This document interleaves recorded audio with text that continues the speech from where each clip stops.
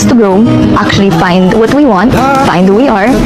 And that's why this project required so much growth for him and I, and time apart, I feel like would allow us to grow, actually find what we want, find who we are. And that's why this project required so much growth. Is it true that Don Bell era is now signing off?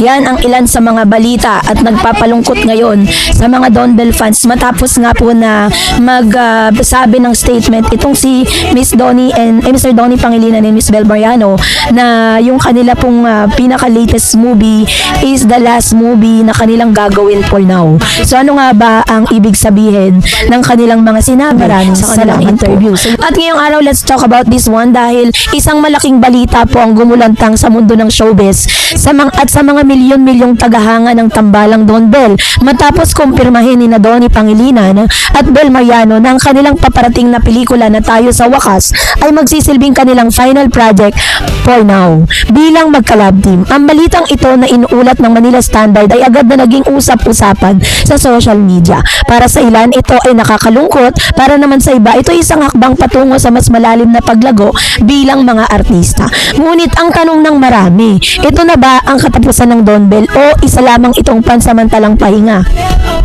So yun yung kanilang tanong.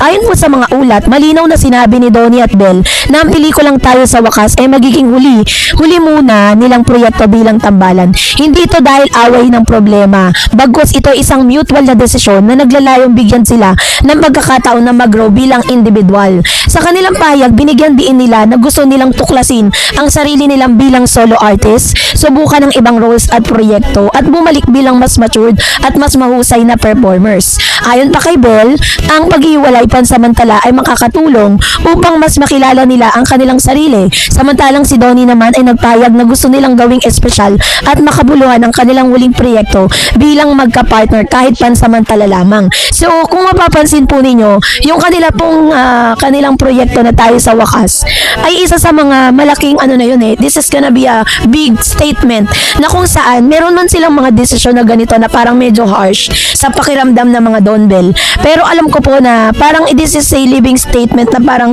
kahit anumang mangyari, tayo pa rin sa wakas. Wala pa rin pong makakatibag at wala pa rin makakalimot at makakapagpahiwalay kay Donnie at Bel. Maaaring maghiwalay lang sila sa proyekto pero in real life, they are still together. So yun po yung dapat nating isa-isip. Yun po yung dapat nating dapat nating i-comprehend, no? So hindi naman po ibig sabihin na hindi na sila magkakasama sa kanilang mga proyekto.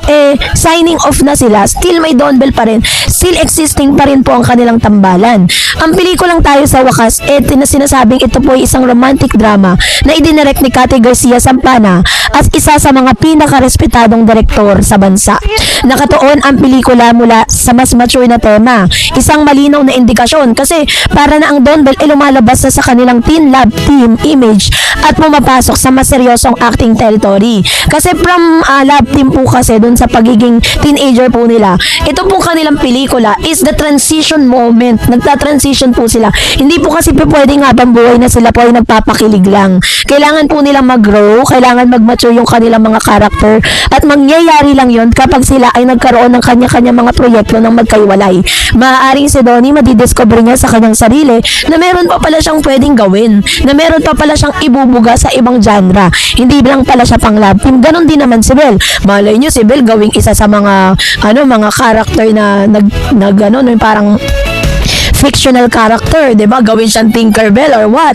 Mga ganong era, 'di ba? So, I think ginagawa 'yun. And meron din po kasing isang katotohanan na pwede rin natin na ginagawa nila 'to because that movie is a make or break per Don Bell. Kasi 'di ba parang ito po yung isa sa mga parang makapagsasabi kung i-continue pa ba nila 'to or pwede rin na ginagamit po ito bilang isa sa mga weapon para mas lalong umingay ang pangalan at mapag-usapan ng todo si Donnie at Bel. Kasi kitang-kita natin sa mga mata ni Donnie na talagang nalungkot siya. Diba? Alam ko po kayo rin, nakita nyo yan. Na-witness nyo kung na parang gusto nang mag-breakdown ni Donnie at ni Bel. Yung boses po ni Bel nagbe-break na at gusto nang mag-umiyak. And I know na hindi lang po ito mutual decision ni Donnie at ni Bel, but it was also decision of their management. Maaaring may mga other plans ang ABS-CBN para kay Donnie at kay Bel na makakabuti naman para sa kanilang dalawa. Kasi katulad katulad po ng ilang mga typical na love teams, parang natuto na rin sila. Parang naging eye-opener din kasi yung naging interview po ni Miss Liza Soberano sa international na interview na parang sa Pilipinas daw, for you to be able to get that on top, kailangan meron kang kalab team. At kailangan yung kalab team mo na yon is talagang magiging jowa mo. Parang ganun daw yung strategy ng mga Pinoy. Ngayon, binibreak po yung kultura na yun, which is kasi in real life, real talk nangyayari naman talaga yun. Kasi syempre kapag yung love team kasi lagi sila magkasama, nagkakaroon ng parang nagiging mas komportable sila sa isa't isa, nagkakagustuhan sila. Kaya in real life, nagiging sila. Diba? Pero hindi naman lahat ganun nangyayari. Diba? Kaya naman sa mga nalulungkot na Don Bell, mag-chill lang kayo kasi alam naman natin na hindi rin po ganun kadali ang pinagdaanan ng Don Bell. Maaring ito pong kanilang paghihiwalay pansamantala ay hindi naman po nangangahulugan na end of era na sila, na signing off na sila.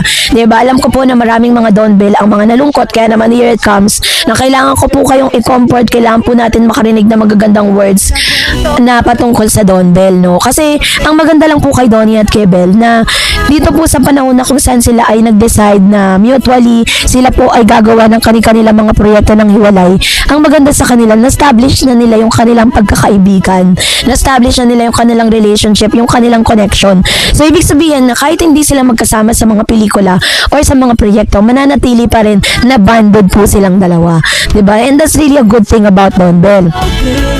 So, ang tanong ng marami, bakit daw may pangalan naman na ang Donnie at Bell? Kilala naman na sila sa showbiz, may mga napatunayan na rin sila. Pero bakit kailangan dumating sa punto na kailangan nila magpahinga bilang magka-love team? Sa industriya po kasi ng showbiz sa Pilipinas, karaniwang konsepto ng love team. Ngunit may mga pagkakataon na ang sobrang pagkapit sa tambalan ay nagiging limitasyon din kasi yan para mag-grow ang isang artista. Ang desisyon ng Don Bell na maghiwalay pansamantala ay maaaring tingnan bilang isang strategic move. So una, kailangan nila ng artistic growth. Kapag palagi magkasama sa project, maaaring may typecast ng artista. Paghiwalay ay nagbibigay ng pagkakataon upang mag-explore ng ibang roles. Yung tinatawag na longevity ng career. Maraming love team ang biglang nawawala dahil sa overexposure. Ang pahinga ay maaaring magbigay ng freshness kapag sila ay muling magkasama. So, meron din tinatawag na personal development. Hindi lamang artista, kundi bilang tao, mahalagang pagkakaroon ng sarili nilang identity. Hindi po kasi pwedeng ma-identify lang natin si Donnie kay Bell at si Bell kay Donnie. Kailangan bilang isang artista para mas lalong tumagal yung karera mo, meron kang pinatunayan alone. Katulad po si Catherine, diba? Although they are in a love team for almost 11 years ng kanilang relationship ni Daniel Padilla, pero merong mga proyekto si Catherine that she can stand alone. Kaya niyang tumayo mag-isa kasi na-develop siya at nakilala siya dun sa galing niya dahil nabibigyan siya ng mga roles na talaga namang nag-stand out siya. So ngayon, dahil nagiwalay na sila na Daniel, hindi na putol yun. Still, Reyna pa rin siya. Diba? Ganun din po ang ginagawa ng ABS para kay Daniel ay kay Mr. Donnie.